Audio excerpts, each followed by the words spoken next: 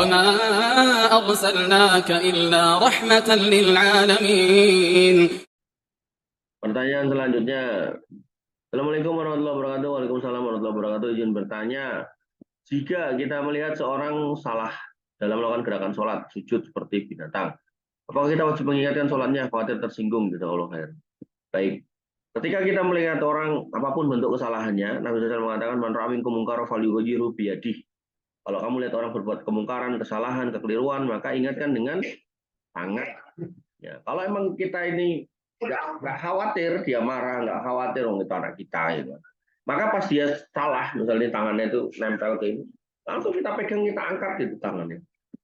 Itu dengan tangan. Kalau emang kita nggak khawatir dia marah, nggak khawatir dia ngamuk, mukul apa segala macam. Tapi kalau kita khawatir, fabilisani kata Nabi. Nah, dengan mulut, caranya gimana? Tunggu sholat selesai. Atau pas sholat dia masih sholat, kita bisikin, Mas, tangannya dinaikin. Misal dia sholat sunnah, sama-sama sholat wajib, kita lihat sebelah kita kayak gitu, terus kita ngomong, Mas, tangannya dinaikin. Ya, ini ya sholat kita batal jadinya kan. Jadi selesai sholat kita kasih tahu gitu kan, kalau tangannya dinaikin. Gitu. Terus kalau kita masih takut juga, takut dia tersinggung segala macam gitu kan, sebenarnya itu bisikan setan. Jadi kalau kita omongin aja dia nggak akan marah. Kalau marah ya sebenarnya. Selama kita nggak ngomongnya udah dengan baik loh ya, dengan cara yang baik. Nah kalau tetap kita khawatir segala macam, fabi kolbi, maka dengan hati kita tahu itu salah, kita nggak senang dia melakukan kesalahan, kita benci kesalahannya, wadalika ataful iman, itu iman yang paling rendah. Saya masih ingat dulu umroh itu membawa paman dari istri saya, sholat di sebelah saya gitu. Dia selalu waktu itu tuh sholatnya tuh sering duluin imam gitu. Imamnya belum takbir dia udah rukuk dan seterusnya. Terus di sebelah dia itu ada anak muda. Anak mudanya ngomong ke apa namanya, ke paman istri saya itu. Yang inti omongannya pakai bahasa Arab ini. Bahwasanya kamu sholat nggak boleh mendahului imam. Dan anak muda itu dalil inamal imam ini maju ilal imam uliyutama. Imam itu dijadikan imam karena harus diikuti, bukan kamu duluin gitu kan. Nah karena si paman ini nggak paham bahasa Arab, dia nanya sama saya, "Ki wong ki ngomong apa toh?" Ah intinya gini om, gini terus akhirnya ya dia malah tersinggung gitu kan.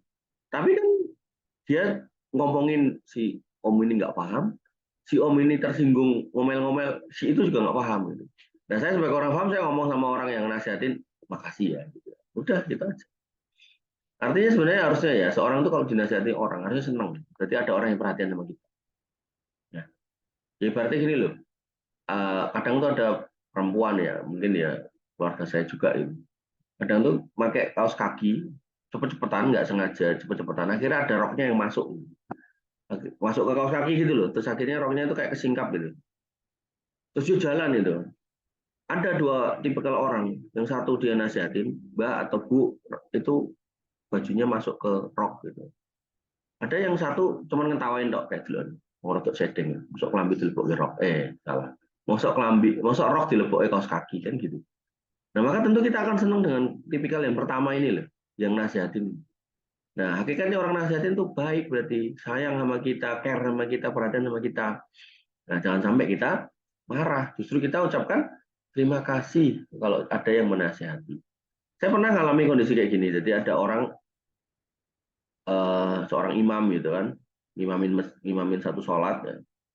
Kebetulan saya bermakmum di situ ketika ngantar istri saya periksa gigi gitu kan, waktu masuk masjid, masuk waktu sholat, saya sholat situ di masjid itu, kemudian imamnya membaca dalam Al-Quran wasjud waqtorib gitu, wasjud waqtorib gitu.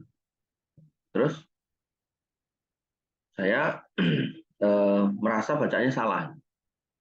Nah kebetulan di depan saya itu ada Quran yang dijejer. Terus saya ambil Qurannya, tak buka gitu kan, pada ayat tersebut gitu kan.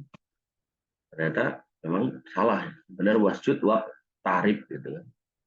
Nah, begitu udah selesai gitu kan, saya minta izin sama yang bersangkutan, begitu udah pada wirid, udah mulai sepi, saya minta izin sama yang bersangkutan. Mohon maaf Pak Ustadz, gitu.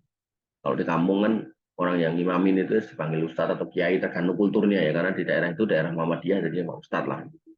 Kalau mungkin di daerah NU ya Pak Yai atau apa Mbak Yai. Maaf Pak Ustadz gitu. Nah punten tadi jangan baca ini toh. Oh, Mas. Nah, ini di sini tertulisnya waktarib bukan waktorib gitu. Oh iya, saya tadi baca waktarib gitu. Waktorib. Iya, jangan tadi baca waktarib. Oh iya, matur nuwun ya. Makasih jazakallah khair dan seterusnya gitu. Artinya ketika ketika apa namanya kita menyampaikan sesuatu yang menurut sebagian orang itu mengkhawatirkan dia akan marah, tapi kita sampaikan dengan cara yang baik, empat mata, ya, maka orang tuh akan terima gitu. Tapi kalau kita sampaikan dengan teriak-teriak dan kita pengen dipuji orang, harus dilihat orang, gitu, ya tentu yang kita kasih masukan ini dia malu, pada akhirnya dia akan menutup rasa malunya itu dengan marah. Makanya di dalam Islam, ketika kita menasihati pemimpin, kita nggak senang sama lurah kita, sama RT kita, RW kita, presiden kita, maka kata Nabi SAW, ambil tangannya, ajak ngobrol empat mata. Sampaikan unek-unekmu empat mata. Gitu. Kalau dia dengarkan, itu yang kita harapkan. Kalau kemudian nggak dengarkan, ya kembali kepada dia dosanya. Kok kemudian sudah digitukan, kita empat mata, kalau dia tetap marah dan kamu dibunuh, maka kata Nabi SAW, kamu akan menjadi pemimpinnya orang-orang mati syahid di surga. Itu orang yang mati syahid yang paling bagus itu adalah orang yang menasihati pemimpin dengan diam-diam dan pemimpinnya nggak terima dan kemudian dibunuh. Nah, nasihati lo ya. Tapi kalau kemudian kamu empat mata datangi pemimpin, kemudian di depan-depan gini mau caci maki dasar kamu presiden ini begitu gak jelas dan dia tersinggung, itu bukan nasihati, itu namanya maki-maki. Apalagi maki-makinya di depan istana bawa massa, teriak-teriak lempar bom molotov, ya udah kamu dibalas sama polisi tentara ya sudah begitu juga. Ya, jadi dalam Islam itu makanya demonstrasi itu bukan perkara yang ma'ruf, bukan perkara yang baik gitu kan. Karena dalam menasihati pemimpin empat mata, ambil. Karena yang kita harapkan kan perbaikannya, perubahannya, bukan kesalahan orang-orang yang demo itu pengen juga dianggap orang tuh hebat, keren gitu. Shooting, masuk TV, ya ini repot. Ya. Yang penting kan masukan disampaikan. Wallahu ta'ala alam.